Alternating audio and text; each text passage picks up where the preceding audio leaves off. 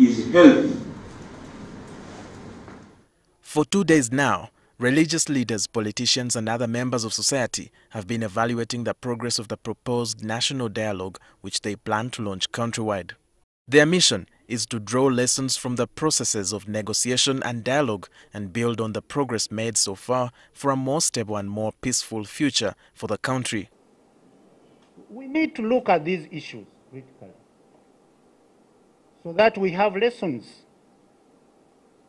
Because ideally, each people are praising us for this unitary system. We have a chance to reshape the future.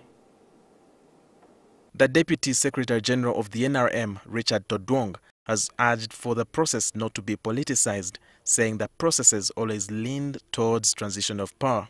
But we know Museveni has been a very key player in the region, and as we manage that process, there are people who see him as God to them, and they are very interested in what takes place in Uganda.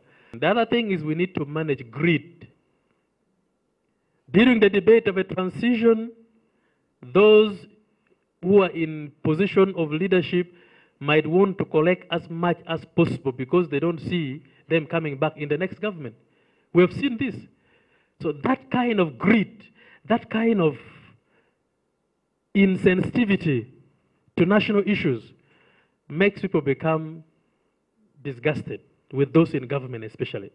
Todwong expressed discomfort about how some government officials get away with crimes like corruption and embezzlement of resources, adding that these are some of the reasons that will make the NRM party fall out of favor. Corruption, greed, nepotism are things that is even are making Ugandans more disgusted in the leadership of our party in government. I'm speaking to you this because I know you are my shield. And I have to be honest. My church told me to be very honest. I've told this to the president. I am not scared of calling a spade before anybody.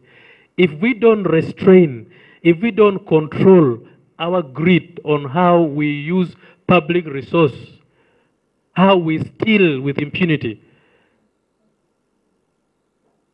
then Ugandans will push us out of power, and that will also be another transition. The hills of Kampala are expanding with the buildings, but schools, health centers are shrinking. So where do people get this money from? And who are the owners of these structures we see around? Commissioners, directors, ministers, permanent secretaries.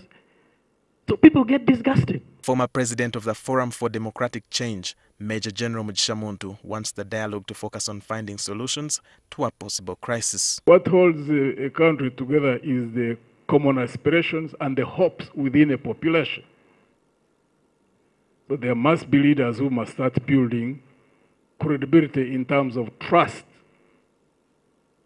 in our population, and also would have to speak and act in concert in the event of such a scenario. Because what holds people together is hope. Uganda's 56 years of independence can be best described as a record of progress, missed opportunities and unfulfilled promises.